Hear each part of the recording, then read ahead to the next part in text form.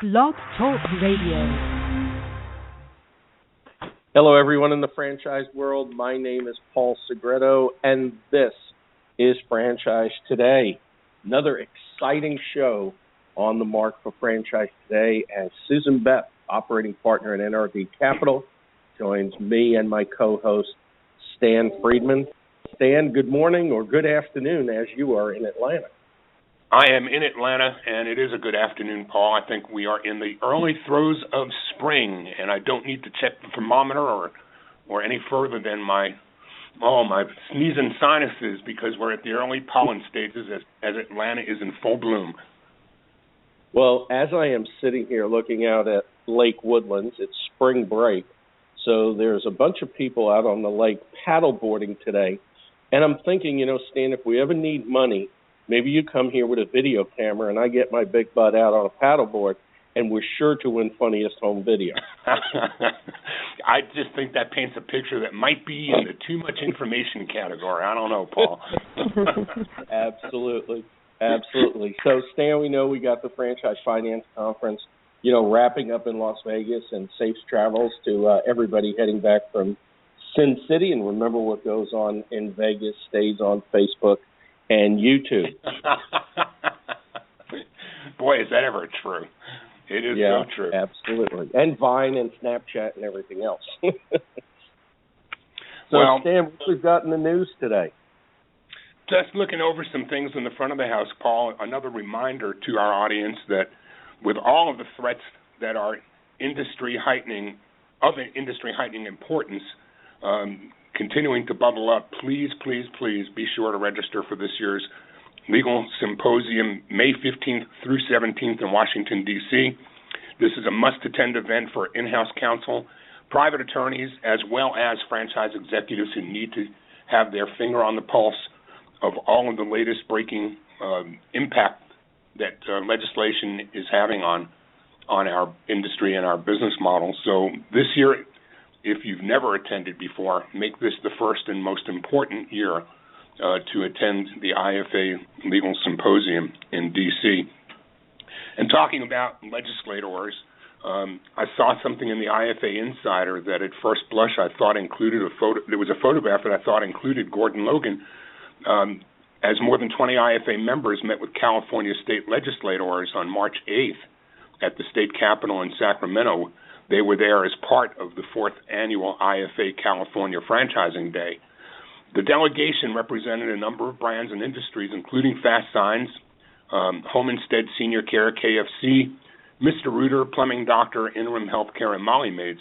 And so when I read all those brands and then looked at the photo, I didn't see Gordon's brand represented. And I thought, well, this guy wearing a cowboy hat, that must be Gordon Logan, but it wasn't. It was a bunch of the delegates meeting with a guy named Frank Bigelow, who was wearing a hat every big as Gordon's hat, but you can't just judge books by covers. So I assumptively mistook the picture to include Gordon, but it in fact was not. Also on the legal front, the NLRB joint employer case involving McDonald's restarts tomorrow, and it marks the start of a trial to determine whether McDonald's can be held liable for the actions of its franchisees. The saga continues. And on the other side of the coin, as we try to do here as well, not just doom and gloom about the things that are wrong with the industry, I caught something this week in the IFA Insider that was a profile on a franchisee. And it's these kinds of things that we need to be pushing more out. And I think under Aziz Hashim's leadership at the chair of IFA this year, we're going to be doing more pushing out the messaging of what franchising really is all about. This week's franchisee featured a franchisee named Kimberly Tosh, and franchising for her has been a blessing, she says. With the majority of the heavy lifting done already, franchising allows me to focus on the things I love, getting in front of the customers, and exciting my team about everything we're doing because of the systems in place that have been put in place by Nestle's Toll House Cafe and Red Mango.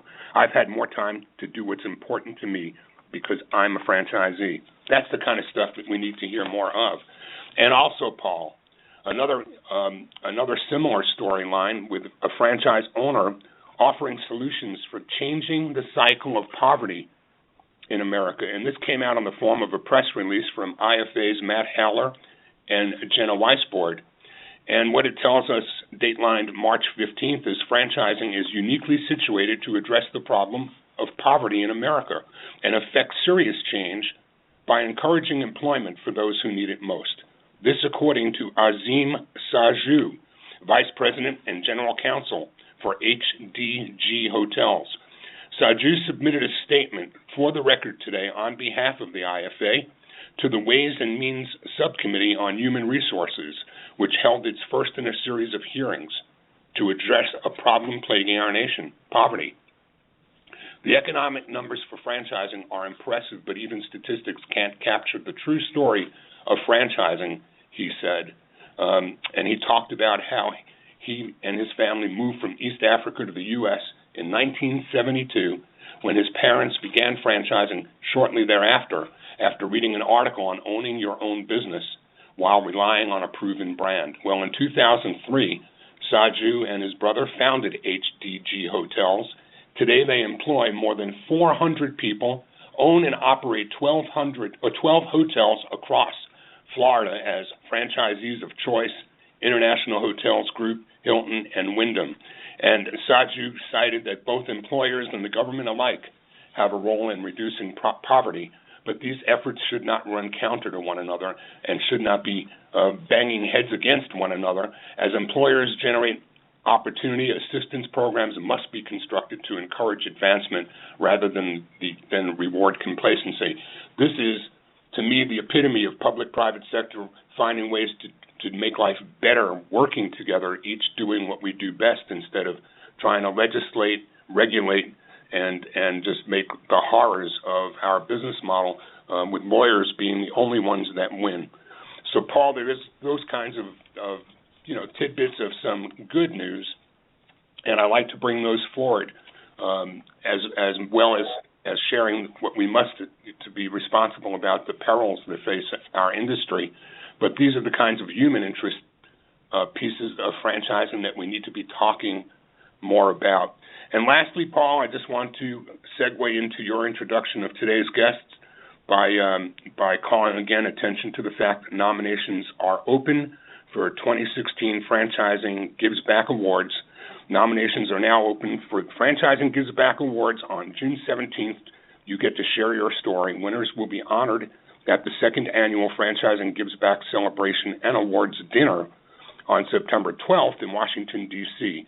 And you can get more information on all of this at the IFA's website at franchise.org. But I think we're going to be spending the next 30 or so minutes, Paul, with somebody who sits right at the center of all that Franchising Gives Back, doesn't she? Absolutely. Absolutely. Before we go there, Stan, to ride what you were saying about Aziz Hashim, I know his platform is Be Ambassadors of Franchising, and to that end, Deb Evans and Deb Evans Consulting, along with the folks at Pino's Palette, is doing a Women's Franchise Network event here in Houston next Tuesday night. And the focus is how franchise professionals can be ambassadors of franchising, and I think it's very, very important. And one last thing, I do want to thank last week's guest, Dr. John Hayes, for being on with us from Kuwait. I know Dr. Hayes is going through some really difficult times right now with his wife being sick, and my heart and prayers and thoughts certainly go out to him and his family at this time. Absolutely. Could not agree with you more, Paul. It was great hearing from Dr. Hayes last week, and John has been a 20-plus year friend, and I've learned so much from him over the years. I just don't understand how he can manage the life that he's living in as an expatriate with his wife being ill and teaching and all that's on his plate so far from home. So my prayers, my thoughts, and I'm certain everyone in our audience will fire theirs as well his way, and all the best to the Hayes family. Absolutely. Well, as I said at the top of the show, Susan Beth, operating partner in NRD Capital, joins us today. She'll be shedding some light on what her and her team at NRD Capital look for in a franchise brand, around the things we call the cornerstones of franchising, including unit economics, culture, making the proper investments, and more. I want really the emerging brands that are listening to the show to really take some notes today, because I think Susan's going to really shed some very, very good points that you should heed. And without further ado, I would like to introduce one of my my feel for one of the best ambassadors of franchising and somebody that's always given back, Beth. Susan, welcome back to Franchise Today. Thank you. Thanks, guys. Great to be talking with you. Awesome.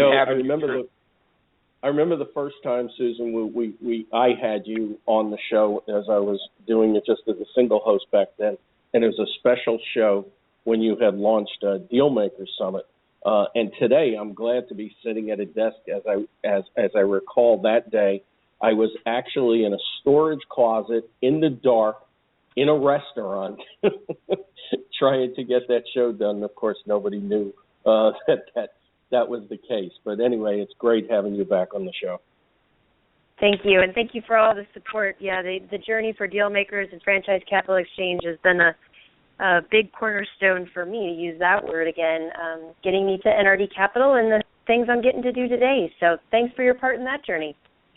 You're welcome. I read a quote as I was preparing for the show that you had, and I think it actually came back from the announcement when you went on to NRD Capital, and you said, "I don't do well with micromanagement and bureaucracy. That's not what I was raised on. It's not who I am personally. If you give me a task and freedom, it will get done." I think that's just, I don't think anything that I know could explain you any better. Thank you. That was also some insider knowledge to Aziz on how he and I were probably going to work best together. So it was good to get it in print. Yeah, absolutely. I also loved that time that you said as you broke the news to your family, as you were leaving the family business, that they knew who Aziz was now, and you had said, and you don't recommend he being in Illinois for the foreseeable future. Yeah, or probably neighboring states either. Yep. You know what, Susan? It's been a year now. I guess it's right at about a year. And I know you've gone through some exciting things. And I think they all lead into what we were talking about or want to talk about today, which are the keys of sustainable franchising. And like to, lead down the path of telling us, what it is that, NRD Capital is doing, and let's then go into, what you're looking for in the brands that you're looking to work for, and then how our listening audience obviously can learn from this and maybe prepare themselves so one day that maybe a private equity firm comes knocking on their door. So the past year has been definitely a whirlwind. I mean, you're definitely a frequent flyer these days. Tell us a little bit about the experience, coming right out of the box.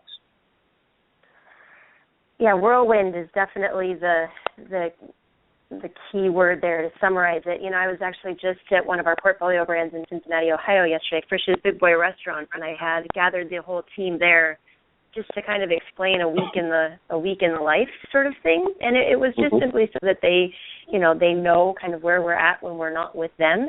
And I think I can encapsulate the entire year by giving you a snapshot of what 1 7-day period looked like for us coming off of the end of the IFA convention of 2016. And that is that obviously we were in San Antonio with all of our franchise friends at the convention kind of Friday through Tuesday. On Tuesday at noon, Aziz took the gavel and received the gavel for the IFA to become the next chairman. We bought Fuzzy's Taco Shop on Thursday. We did all the press announcements on Friday. Our team flew to Fort Worth on Monday. We did the integration meeting Monday afternoon, the celebration dinner Monday night, and held the first board meeting on Tuesday. And then we flew home and went back to work. And so that's just kind of the pace that I'm finding private equity moves at. And I have a lot of buddies that have been in private equity for a lot of years that that knew this and that lived this, and I kind of saw their schedule. But it really is the pace that this environment moves at. And the whole last year, has been that. And even though it's NRD Capital Fund 1 is about a $50 million fund, which in the grand scheme of private equity is, barely registers on the private equity Richter scale, given, that there's many hundreds of millions of dollar funds out there, and certainly we have friends that run billion-dollar funds. And so we're very, very, very tiny baby in the infancy stage. But even though to most of us $50 million is still a large checkbook, we're still a startup. And so it's really called on my startup skills, and it's really, had Aziz and I coming together to put our minds and thoughts towards being entrepreneurs again. We've both grown businesses and been a part of kind of that legacy building, but it was coming back to just being scrappy. And what I mean by that is making decisions with the best facts that you had at the time, and knowing you were going to stumble along the way and trying to course correct when something like that happened. But, it was back to us taking, lots of years, 50, 60 years of franchise experience and business experience and putting that into play, but doing it as a startup again. Neither he or I, by training or by trade, are private equity guys. So we're learning that side of the business, and I want to just kind of speak to the emerging brands out there that some of the struggles and some of the frustrations that they're going through growing their franchisor system, or even certainly a franchisee getting into the business and starting from the ground up, I think Aziz and I have felt some of those same frustrations because we're in a similar boat. We all go in with our experiences, but it's still a startup. Susan, Paul and I and a great many in our audience know you, and it don't require much more of an introduction other than hearing that Susan Beth is in the room, and we all light up a smile because we know who you are, we know what you've accomplished, and we know what you bring to any audience that gets to hear from you. But for those in our audience, and I'm going to toot your horn for you here, for those in our audience that don't know your history and your family business and what prepared you for the position you're in today, and for those in our audience that don't know that you're not just a one-time but a twice, honored national award winner in the franchising world for your work mentoring women entrepreneurs and working with the Women's Franchise Council. Our audience is being treated to some real pearls of wisdom, some nuggets, as our friend Brian Snow would say today, but from somebody who's got a life in franchising that when you look at her, you not think she'd been alive long enough to contain all that wisdom. Tell us a little bit about your history and what prepared you for this role that you're in now, and then take us forward from there. Yeah, thank you for all those kind words, Dan. I always appreciate that. So, the big background is that my parents are the founders of the nation's largest self-serve car wash chain, and that is the legacy that I was born into, and I feel blessed every day that is what I went through. When I was in the throes of the family business, I probably lost sight of that blessing a couple times, as you're battling it out with family members and feeling like you're slogging through it. But I'll tell you what, perspective is a powerful thing, and I try and be grateful every day for each one of those experiences. But my mom was 3 months pregnant with me, putting the roof on the very first car wash they ever built, and that was in 1976. And so I literally came into this world with Superwash and the car wash business as a part of it. Started working in the business when I was 4 years old and really got to live the life of an owner-operator and watched my parents go through the startup struggles and then go through really, really big boom years, where we were building 60, 70 stores a year, and we were the general contractor. So we were starting and finishing a store every 3.5 days or so. We had moved whole crews across the country to be based in Utah, and then we built out Arizona. We did some work in Texas. The Big Ten country of sports, if you will, as we get ready for NCAA basketball this week. But the Big Ten country is home for us and is where the majority of our locations were, based in a tiny little town in Morrison, Illinois. And it was just a high school biology teacher and a radiology secretary from the local hospital that had a big dream and had a ton of support from family and financial support from them as well, to the tune of $10,000, which, they had $17.42, no house and no car to their name. So I got to live and grow up in a true Cinderella story. My sister Jen is an absolute brilliant financial mind, and so I got to grow up watching that with her. And, she ran my mom and dad's first car wash starting when she was sort of 10, 11 years old and had to schlep her little sister along with her. And we used to do things like ride our bikes down to the car wash and pull money, which back then was truly predominantly quarters. And we would ride our bikes with bags of quarters up to the bank. So you could do that in the early 80s, right? You could do that in the early 80s and be generally safe. Now, remember, I was only going about 1.5 miles. My hometown only has 4 stoplights now. And when they put the 4th one in, my dad largely protested. But it's a small town, so it wasn't too far to the bank. But, those are things that kids will never have the chance to do today. And that was my base. And then when I was 19 and I was a sophomore in college, my dad really wanted my sister and I to invest in a superwash. And there was a lot of back and forth around that as well and whether it was the right time. We ended up buying our first store in a resort town called Lake Geneva, Wisconsin, which was 3 hours away from where I was going to college and where my sister was a practicing CPA. And, that was a total turnaround situation. The car wash had been greatly abused and abandoned because of some health concerns by the prior licensee. We had a total turnaround. I'm very proud to say that store went on to have its best year ever after our ownership takeover in its 13th year of business, had its best year ever. And, my sister and I were the only female franchisees of the Superwash system ever. And so that's still something I'm very proud of, too. When we bought that store, I said I will never do another rehab again because it comes with a whole bunch of baggage. And so we went, and when I was 22 or 3 or somewhere right in there, we built a store from the ground up. And at the grand opening, somebody drove their very large trailer into one of our self-serve bays and ripped off our roof. And I said, I will never build a new store again. So you guys know there's only 2 ways, right? You either rehab one or you build one. And so I had kind of limited my development options at that point. So we did the other natural thing, and we bought one that we didn't have to do anything to, and the company managed that for us. So I spent 9 years as a multi-unit franchisee. In the time when I graduated from college, my parents had a rule, a policy, a strong encouragement, a recommendation that we both went and worked somewhere else before we came back to the family business. You had to go see what it was like on the outside and live that. And so we did. I left. I went to the big city and did that whole thing. And I came back to Superwash. It wasn't a franchisor at the time. It was a licensor to run the conversion from licensing to franchising. Did that, ran their franchise department for many years, started doing development work for them, working with incoming prospective franchisees. My dad and I are the only 2 salespeople, kind of, quote unquote, in the history of Superwash at this point that sold new stores. And then, just kind of moved through the ranks. And then I had all the franchisees.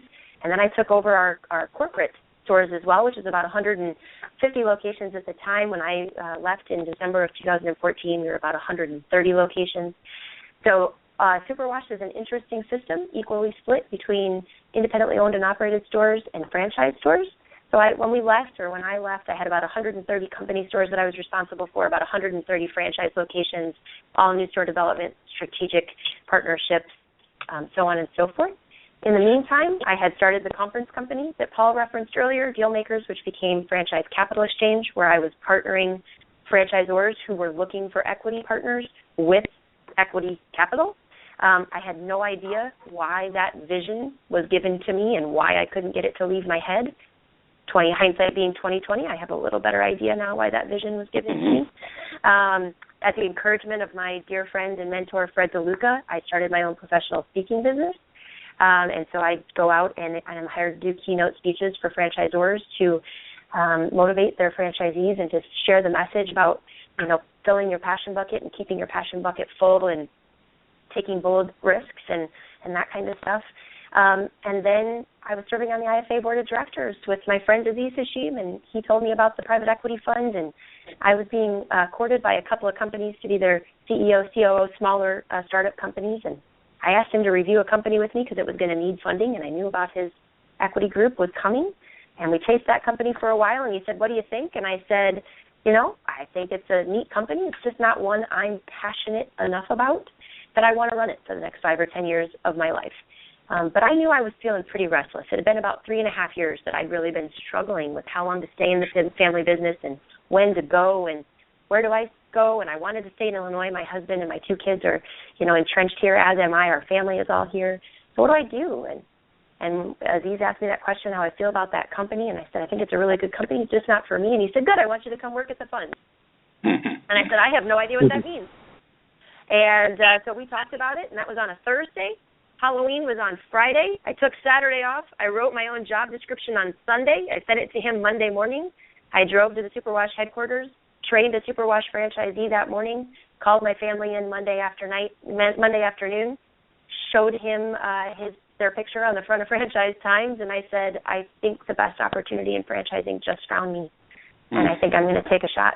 And that is how we get to this place, and the perspective that I bring, I think it's a pretty unique one, that I've gotten to live the life of an owner-operator. I've been a franchisee, so I've written the checks, and I understand what it feels like to stress whether you can make payroll or not on Friday night.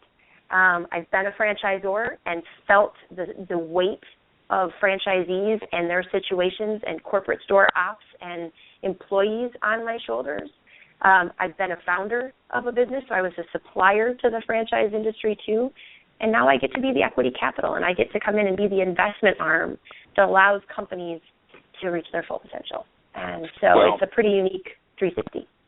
Who better, and with what better profile and life experience could somebody actually fall into the role of a lifetime to be able to look at companies and see what you see not only on balance sheets or P&Ls, but through the eyes of the founders, the vision, the values, the ethics, the operations, and understand all of it, both the emotional as well as the business side that goes into a company that's at that stage of maturity where private equity might actually make sense. Susan, what's a day in the life look like now? How do you go about bringing the best of all these talents and skills together with looking at the right companies or helping them find you? What's that look like? Yeah, it really depends on the day, which is probably the funnest part for me.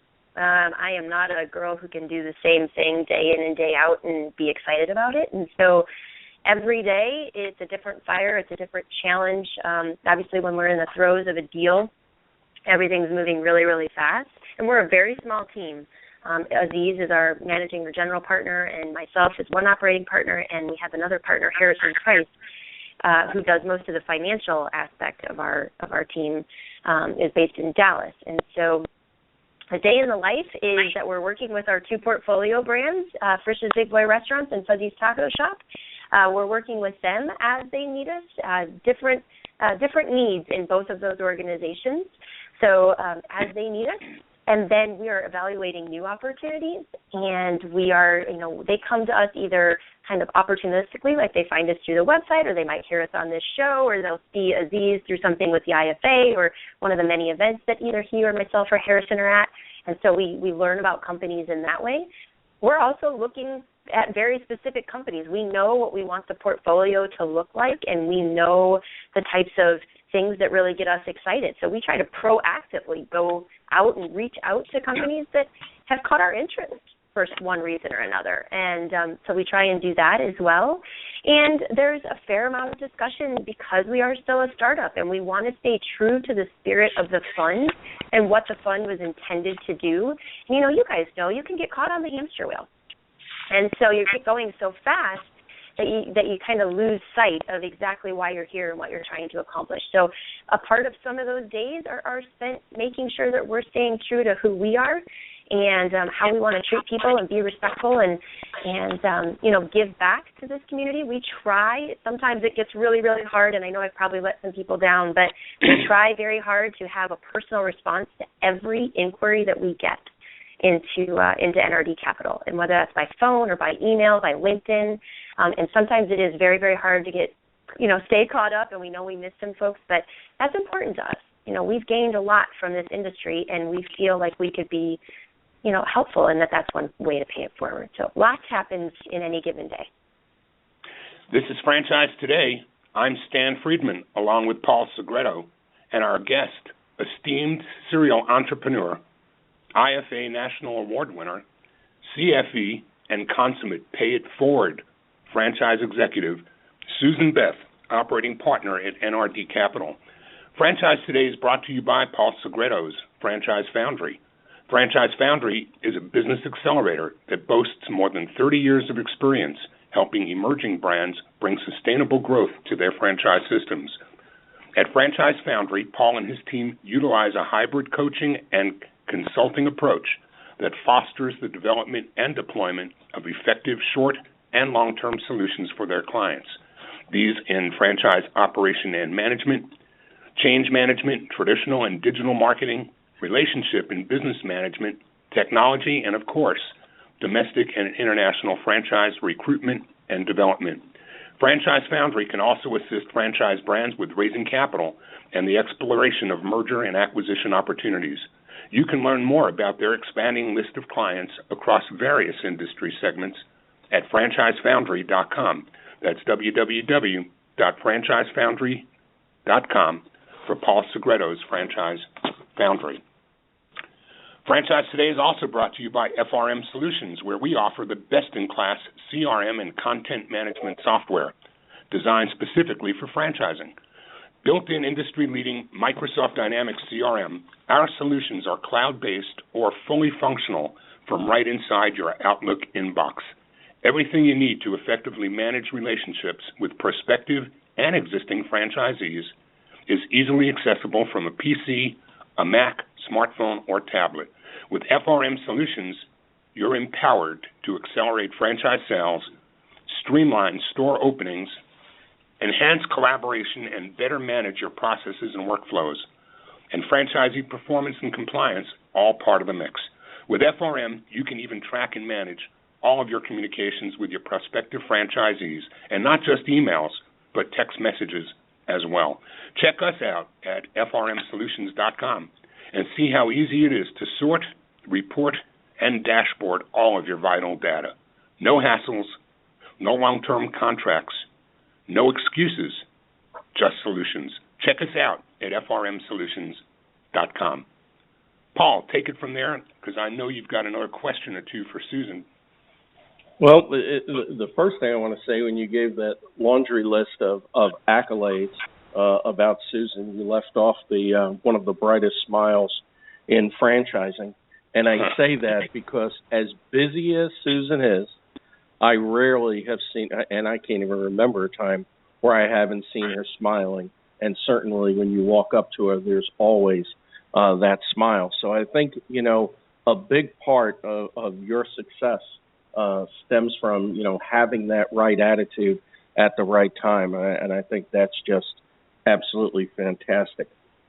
We just have to help her get her over her shyness, though, isn't that right? Yeah, right. Well, and I'm so glad that this is being recorded for quality assurance purposes, so I can play this for my husband on the days that I'm not smiling at the end of the day. So thank you, gentlemen. I appreciate that. Well, the thing that I was laughing about before, when you were saying that you got on your bike and it was safe, and I'm thinking, God, if anybody saw some of your Facebook pictures of you shooting a shotgun, would definitely consider you safe. That's right. Franchise brands, as Stan had said at the beginning of the show, I mean, obviously there's different forms of attack on franchising, and obviously there's a right way and there's a wrong way of doing anything. And in franchising, I mean, obviously as we at Franchise Foundry work with brands that or companies and founders that want to entertain franchising as a growth strategy. We tell them, you got to have the cornerstones in place. You've got to have the proven business model. You have to be prepared to have that type of right fit culture. You have to be prepared to make the investment of becoming a franchisor and no longer an independent business owner, so to speak. So as you're looking at franchise brands, and I'm sure you must get a lot of inquiries, what do you look for, and how does that initial conversation go when you're trying to find out from the founder what it is that they actually have? This has probably been one of the hardest things for me, because you guys also know about me that I get very attached to people and I get very attached to their stories. And so sometimes it's hard for me to maintain my objectivity when I hear their, a founder's story about what they've been through and some of the challenges that they're facing. But it really does come down to some pretty basic facts. And one is, is it a concept that is able to be replicated? I have a brand in my mind right now that to this day, I still love this brand, and this is from my pre-NRD years. And I love the concept. I know it's needed in the world and so on and so forth, but it's really hard to replicate because of the system and the model and the information that is being used in it. So it's more of a company store play. So one is it really something that can be replicated? Two is, we look at a lot of food. Probably very naturally we have gotten very buried in food right now, and that's really where Aziz's expertise is at. Mine is clearly more on the service retail side and on the people side, but he knows food in and out, and he's looked at hundreds of brands over the years when he was a franchisee. And so we've looked at a ton of food. Is it a unique, truly unique product service experience? And that's whether it's food or not. So those are some of the things we look at. And then we dive in. For us, it's really important that we go, and once, the early metrics are kind of proven out and we can look at a quick snapshot and say yes or no, and I can back into what those metrics are, we want to go experience it. We want to taste it. We want to touch it. We want to enjoy the service or not. We want to be able to experience it because we feel like that's, really part of our experience as investors is to go live it. But some of those metrics that you're talking about we look at the number of units that are open and operating. For us, we like to be somewhere between sort of 35 and 150, and I'll explain why that parameter. But we like to see that number, amount of build-out. We like to see that they've been franchising for at least 3 years. And the reason for that is, you guys know as well as I know, that P&L floats all over the place for a period of time. Until you can get all your systems and processes in place, you get enough people up to snuff and up to speed in their business. You could have cost of goods for one franchisee being 67% and the next franchisee's at 38%. So you got to get some time in there for that to balance out and to give it a little bit of a run rate. And so that's why those early stage folks that haven't been doing it very long, the numbers are hard for us. And I'll come back and talk a little bit later about our LPs and why that P&L is so important for us. And then we're going to look, is there a mix of company stores and franchise locations? And we get asked a lot if there is a sweet spot. We don't know exactly what the sweet spot is. It depends on the brand and what the concept is and what the need is. But we like to see when the company has some company stores. First of all, it drops EBITDA. Hopefully it drops EBITDA for the corporate bottom line. But also, Aziz growing, coming up as a franchisee, me coming up in a system that had a ton of company stores, our view is that you want to be able to have skin in the game, and you got to really understand your business. And we test on ourselves first. This is one of the key things that Bob and Mary Black, my parents, taught me. Test on yourself first. Do not use other people's money to test a theory. And so that, when we're in a brand, we want to know that they've tested on themselves first and have that opportunity. So for us, the key metric we're going to come down to is, can the franchisee fundamentally make money in this brand? And we don't just mean a little bit of money. We mean, can they make a wage that they can support their family on? Now, let's be reasonable. We're not talking that somebody's got to kick out $150 or $200 grand here, but you've got to have a supportable, amount of money coming out of that business.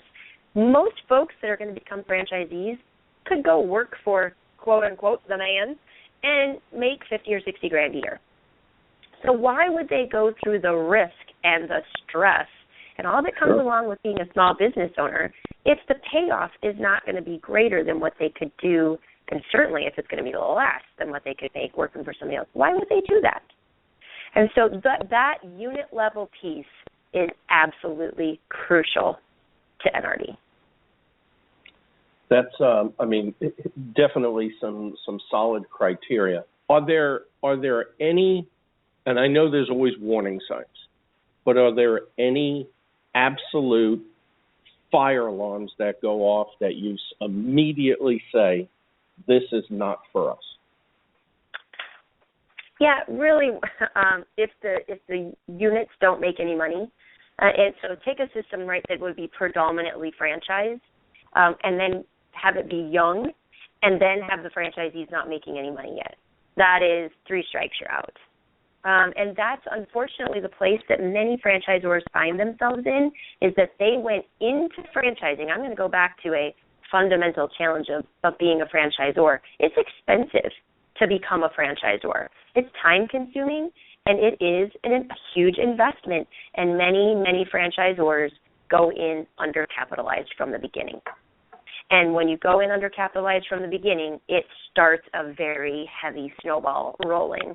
And that is that you've got to sell the next store to get the franchise fee in, to keep the lights on, to get, right? And then that snowball just starts rolling. And in franchising, It takes time for those franchisees to get to a place where the royalty that they contribute back to the franchisor is going to drop through to their bottom line and give them any kind of EBITDA. And most folks are going to hear that EBITDA number. That's the one that most private equity folks, they look at cash, what's available for us to invest on, that we're going to take our investors' money and double down with. Sure. Are there any circumstances, situations that you run into, and I know, as you said, you get very emotionally attached to a brand, and I think it's, obviously more than just a feel-good story.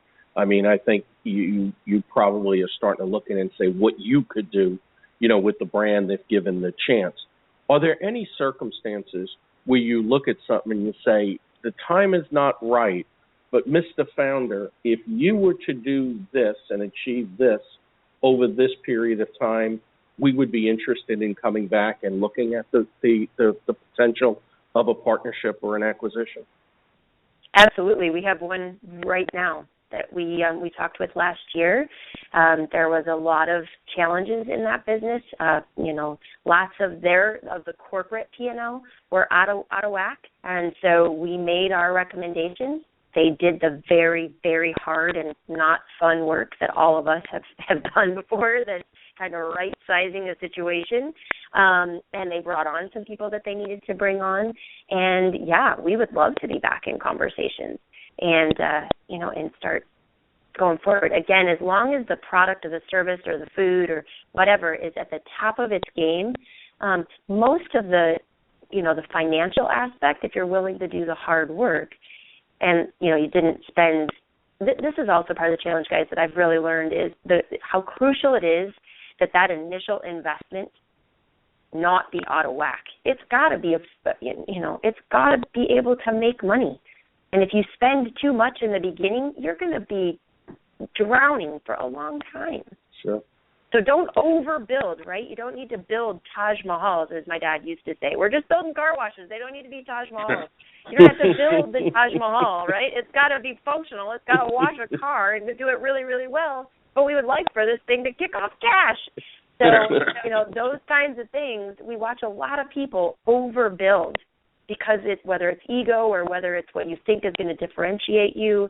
But that initial build-out has got to make sense. And, again, to quote my mom, every time I wanted to do something, whether it was buy a bicycle or my new car or whatever it was going to be, she would always say, Susan, how many cars do you have to wash to pay for that? And it's the same thing in business, right? Now I'm selling big boy sandwiches at Frisch's, right? How many big boys do we have to sell to recoup the investment on that piece of equipment or on that thing? And is it worth it? And I think there's a lot of franchisors and franchisees that could heed that advice more strongly than they do right now. Hey, Susan, I want to turn to the other side of the equation. As a sponsor this past year at the Franchise Capital Exchange, I really enjoyed watching the program and seeing the range of companies, franchisors that were pitching to the PE people that were in the room. And, it struck me that it's not very terribly different than a prospective franchisee when they're making an investment in a franchise as a unit operator. There are so many different brands with so many different pieces and parts in terms of maturity of the brand that could come into play as to how they're going to fit into that culture. How does it work on this side? I mean, some of the people that I saw at the Capital Exchange were looking for an exit strategy. They were looking for a way out. Some were looking for capital to further grow and expand and stay in. You know, when you look at concepts like Fuzzies and the others that are upcoming in your portfolio, are you actually taking owners out, or are you investing for the owners to stay in, continue managing, and have resources and tools that you bring to the party and direction and guidance that you bring, or are you looking for both? Yeah, all of the above. And, you know, I spent the last 18 months of my career at Superwash looking at strategic partnerships and opportunities for that company and providing some options to my family at Superwash. So I've been on every side of this desk, and I can tell you that there are a lot of personalities out there in the private equity world, and what I mean by that is just because you meet one private equity fund and you give your pitch and they may say, no, this isn't right for us for this, or this reason, that doesn't mean that you don't tell the story again, because there's going to be another group that's looking for something completely different or that's trying to invest their money in different ways. You know, some private equity groups are short-term holds, meaning sort of 3-5 years. Some are sort of midterm holds, sort of 7 to 10 years, and some are long-term holds. And so each of these groups private equity groups has a very different personality. Some are very much up in your business. Like they're going to be there every day, and they're going to be wringing every penny out of it, and that is a fact. And then some of them are going to be more hands-off, and they're coming in for their quarterly board meeting. I would say NRD Capital strategy is to be somewhere in the middle. You know, some of the stuff that... Go ahead. How do you count? No, I was going to ask how, as a follow-up, or even a continuation, not a follow-up so much, but how do you counsel a franchise company on who teaches them how to interview or consider which PE companies might be right for them? I mean, to me, there's like the difference between a prospect for a franchise going to a portal and clicking just indiscriminately on different companies to try to get information from them, or somebody who goes to a franchise or a FranNet or has a professional broker helping them do their own introspective, figuring out what it is they should do, why they should do it, who's going to be part of that equation with them. Who helps a franchise company that might be ready for private equity figure out whether it's the NRDs or the Rourkes or countless other companies in between? How does the franchisor know where the right cultural fit would be, or whether they're looking to talk with a company that's appropriate for where they are at their stage of maturity? Is there any resource out there, or is it just potluck? Well, unfortunately, I do believe it's a little bit of potluck, and that was the original vision behind Dealmakers and then Franchise Capital Exchange, was that I was in exactly that boat. You know, I was not in a position where I could pay several $1,000s a month in retainer to an investment banker, which they are traditionally the middle of the transaction, right? They're going to be the counsel in the middle that works between the franchisor and the variety of private equity groups out there. And there are many, many wonderful investment bankers out there who provide great counsel. But there is a price tag attached to that, and I was not in a position where I could budget for that. And so I had to do it a bit on my own, and you kiss a lot of frogs. And, you know, there's just a lot of, you do a lot of resource checking, and you look at the brands that they've worked with, and if you know somebody there, you try and reach out. But there are a lot of great private equity companies that are in this space. But again, they all have different personalities. They all have different outcomes that they're looking for. You know, at NRD, we don't see ourselves as the company that's supposed to make an investment. Let me use Fuzzy's Taco Shop, right? A awesome, super cool, very trendy company that has great legs, amazing unit economics, 92 units, 11 states. Do we see it as our place to take them to being in all 50 states and having 1,000 units? No, that's not what NRD Capital does. NRD Capital helps, you know, kind of helps the whatever you'd call my kids, who are kind of 7, 8, 9, 10-year-old kids, right? Helps them turn into teenagers, and then somebody else takes them from teenager to adult, right? The founders have kind of gotten them from being little baby infants. Now we get them at school-age children. We're supposed to take them from school age to high school years, and then somebody else needs to take them and take them across the country. And that's just everybody realizing where your core competencies are And to go back to a question Paul asked earlier, what are the things that we look for when we're making an evaluation? We made an evaluation of a great company that all of us were familiar with. We liked the product. We enjoy the brand. It was already several hundred units. And the call at NRD was this: can we still add value here? And that's the crucial question, right? Can we buy it? Sure, we could buy it. But do we add value to their organization so that when we go to sell it in 3 to 5 years, everybody recognizes the bigger bite of the apple? Well, that's I love that value proposition. Too many times, we miss that. But I think looking at the long term, I think that's just fantastic foresight on that, Susan. There's so many questions. I mean, we could probably talk 2 or 3 hours easily on this, and we're coming to the top of the hour. As you talked about, taking them, the founders of the baby steps, and I know, some of our little niche is, as I say, taking them from that infant stage through the toddler stage, and then I talk with different companies about taking them, and then of course you guys take them when they're in high school, and then some others take them all the way through to retirement, so to speak. There are so many different levels. One thing that I want you to touch on, because this is inherent in any business today, how important is it that the founders have recognized that technology is a big component? Because I would imagine if you're working with a brand and they've made no investment into technology, I mean, that's got to be a significant factor for you to consider as well. I would say, again, it really depends on the brand, because I've seen brands that didn't need the level of technology that they have. Again, they built the Taj Mahal when they really needed a nice, just a nice building that got it done. And so I've watched it go both ways, where you've gone in undergunned, and if you would have put in appropriate technology platforms, so on and so forth, you would have saved yourself on infrastructure costs, and maybe you got too heavy on people, which is always hard to back into. So I've seen that, and we've seen it way, way, way, way overbuilt as well. And we just said, you could have pulled back about $400,000 ago, because how many cars, right? How many cars do you have to wash to pay for that incremental, overage? So I've seen it done both ways. When we look at organizations, I don't know how many people in the audience know this, but Aziz is an engineer by training. And so he is a tech guy. And we like to see when companies at least acknowledge or have started to embrace technology. I'll tell you, at Frisch's, we have a full IT team on site there. Of course, that's a $220 million company. So they've got a full IT team on site there that works with all the company store POSs and whatnot.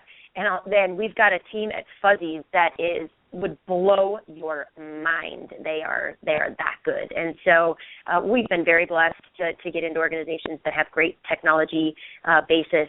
The other things I would say, Paul, to follow up on that, technology obviously is one that we always look at.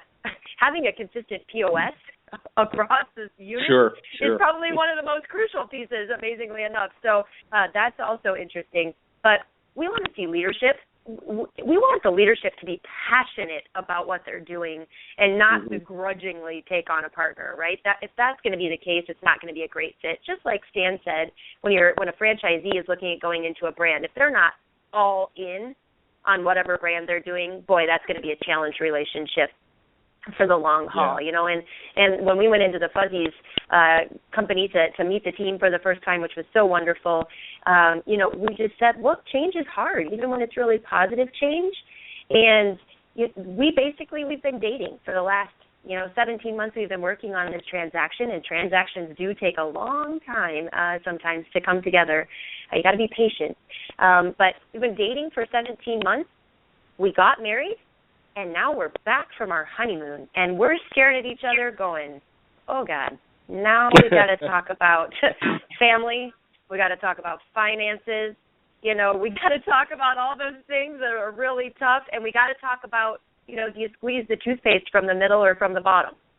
And Wow. we're going to have disagreements like that along the way. And that analogy is not mine. My very dear friend Mary Thompson at the Dwyer Group helped me understand that because that's one of her coaching tools.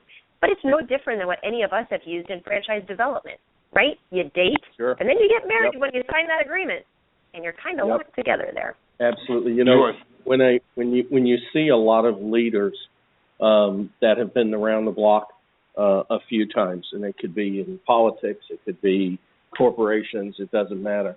You always see the jovial side, you see the business side, but then there's a human side. And I want to ask you specifically about a picture that came out of Franchising Gives Back, where you're standing in front of Paul Pickett of Wild Birds Unlimited, and he's got his hands on your shoulders. And it seemed like there was a deep conversation going on there. Is there something that you could share about that? Because I know that at times you've got to get some things off your chest. Yeah, no, I am eternally grateful for franchising, for the friendships that I have. Paul is absolutely a major relationship in my life, but I've got several friends that have been, just stand beside me. Many of you know Nancy Bigley, and Nancy Bigley celebrated a big birthday yesterday. So what did we do? Nancy and myself and Tina Romanello and Sonda Kitchen, we packed up our bags and headed to Key West to celebrate a birthday, right? And Awesome. you've got to find that place where you can where it's a safe space. And with Paul, with his arms on my shoulders, that's a safe space for me. And you have to, there are only so many of those relationships that each of us gets blessed with, and franchising has brought me many, many of those that I have in my life. But yeah, we had to have the talk, and he called me yesterday. He needed to vent. I can't remember if in that picture whether I was venting or he was venting, but you've got to have the time because, life is hard, right? Mm-hmm. We all know that, and my prayers go out to Dr. Hayes and his family as well, and life is hard. And you got to have friends and support groups to lean on. And I talked a little bit about my husband earlier that I said to him the other night, thanks for basically being a single dad the last couple months, because that's what this time period needed. And I absolutely know that if it wasn't for him, I would not be out pursuing the things that I feel are the very best opportunity in franchising. Susan, with less than 2 minutes left, for the audience that doesn't yet share that kind of wonderful relationship and lifelong friendships that you've already been able to endure, tell our audience how to find you, tell our audience where you might be next that they may meet you, and how they can get in touch with you to learn more. Yeah, please do. So I'm on LinkedIn as Susan E. Blackbeth, my maiden name, BLACK Beth, BETH. And you can find me at sbeth, BETH, at NRDcapital.com. My connection is also up on our website, which is just NRDcapital.com. And I will be out in the world of franchising. I will be at the Restaurant Leadership Conference in Phoenix in the beginning of April. I will be at the Multi-Unit Franchise Show at the end of April. I will be at the NRA, which is National Restaurant Association, in May. So, yeah, we will be out and about, and please, if I call you and say that something about your brand intrigued me, please call me back. I promise I'll be a friendly person, but do know that if I call you and I tell you that something about your brand intrigued me when I found you through one of the many places that I find folks, please give me a call back or send me an email. I promise I will be friendly and treat you well. Awesome. Paul, that's great. Yep. I think we've got to put a ribbon on this one and wrap it up and put a top on it. It's been the fastest hour I can remember since we've been doing this together. Yep, absolutely. Susan, thanks for returning to Franchise Today. We look forward to having you on again in the future. Thanks, guys. Always awesome to talk to both of you, whether in person or on the show. Take good care, okay? Be safe. Sounds great. Well, Stan, wrapping up, I think we're right at the 45-second mark, and you're right. This show blew by. So until next week, same time, same station, my name is Paul Segreto, wishing you the best, the very best, in this great, great thing we call franchising, and Franchise Today is out.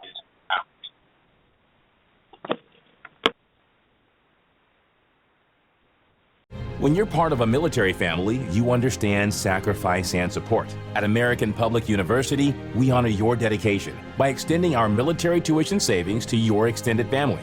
Parents, spouses, legal partners, siblings, and dependents all qualify for APU's preferred military rate of just $250 per credit hour for undergraduate and master's level programs.